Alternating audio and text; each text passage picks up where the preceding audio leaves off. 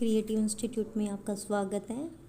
And आप देखना चाहते हैं वो है आज सम और मोड का, इफ़ का और एवरेज का फॉर्मूला जो मैंने करवा दिया गया था। हमारे वो कुछ फंक्शंस देखिए। जो फॉर्मूलाज थे वो एमएस एक्सेल में हो चुके थे, बल्कि कुछ फॉर्मूलाज हमारे रह गए थे जिनके अंदर जैसे हमारा सम का फॉर्मूला और सम इफ का फॉर्मूला होने के बाद अब हमारा जो फॉर्मूला बचता है वो है मॉड, जो कि क्या होता है, इस फंक्शन का प्रयोग शेषफल के लिए किया जाता है जब किसी नंबर को किसी अन्य नंबर में विभाजित किया जाता है। उसके अंदर हम क्या करते हैं, शेष दिखाई देता है। तो इस फंक्शन का अगर हमें किसी, जैसे कि कोई वैल्यू है उसका हमें शेषफल ज्ञात करना है, तब हमें जिस फंक्शन का यूज़ करना होगा वो होगा मॉड। मॉड फॉर्मूला का सूत्र क्या होगा, मैंने कहा था इज इक्वल आपको हर फॉर्मूला में लगाना है, तो इज इक्वल लगाना होगा। उसी के हिसाब से आपको लिखना होगा मॉड। मॉड में 2 नंबर सेलेक्ट करने होंगे, नंबर 1 और नंबर 2।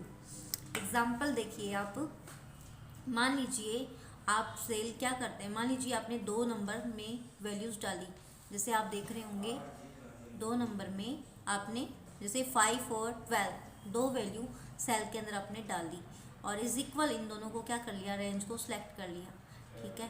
और इसके अंदर जैसे 5 और 12 दो लिए आपने और दोनों को क्या कर दिया, इनका अगर मोड निकालेंगे तो वो कितना आएगा, 2 आएगा। जैसे आप देखें कि 5 में 12 का अगर आप क्या देते हैं, डिवीज़न देते हैं, तो उसका जो शेषफल है उसका मॉडिफिकेशन है वो 2 बचता है। ये जो 2 है यही क्या है, यहाँ हमारे इस सवाल का आंसर है। तो इसका आंसर जैसे कि आपने, मैं बताऊँ आपको, जब आप क्या कर रहे हैं कि 12 में 5 का भाग दे रहे हैं, जैसे 5 का भाग आप 12 में दे रहे हैं, तो 5 दूनी 10, तो 10 तो आ गया। अब बाकी बचा भागफल, शेषफल कितना बचा, यहाँ 2 बचा। तो ये 2 इस तरीके से निकाला। अब हमने तो इस तरीके से निकाला है, पर हमें जब बहुत सारे शेषफल हमें काउंट करने होंगे तब हम मॉड फंक्शन के यूज़ द्वारा बहुत से फंक्शंस के आंसर निकाल लेंगे। इसी प्रकार से नेक्स्ट देखें हम एवरेज।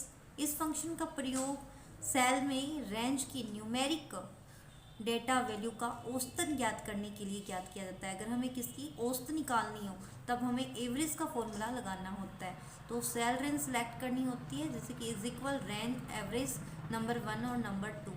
हम दोनों ने एवरेज का फॉर्मूला औसत के लिए होता है, जैसे 5 लोग हैं उसमें से हमें औसत निकालनी है, तो उसका औसत कितना होगा, जैसे उसमें जो संख्या है उसमें डिवाइड करके हमें इससे कि आंसर निकालना है।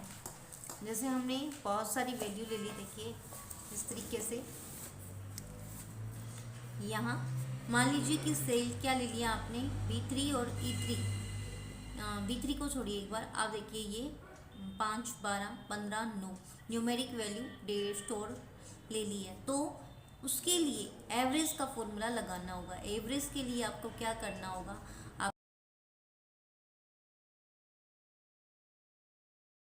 आपको सेल रेंज, जैसे आपने ये 3 है, ये 4 है, मान लीजिए 5, 12, 19, 15, 9 ये सिलेक्ट कर लिया है। अब इनका क्या करना है, हमें एवरेज निकालना है। कितने हैं, ये 4 हैं, तो 4 का भाग देंगे तब सबका आंसर कितना आएगा, 10.25, 10.25, 10.25। ये फॉर्मूला, एक तो ये तरीका है कि आप क्या करें, अपनी नोटबुक लें और इसको आंसर निकालें, बल्कि आप क्या करना चाहते हैं, जब बहुत मात्रा में आपको रिजल्ट तैयार करना हो, उसमें एवरेज निकालना हो, तब आप इस फॉर्मूला से आप आंसर निकाल सकते हैं। निकालने के बाद में अगर आप प्लस का ऑप्शन जो ड्रैग का आता है उसको करने के बाद में सभी जितने भी लोग हैं उनका आंसर आ जाएगा।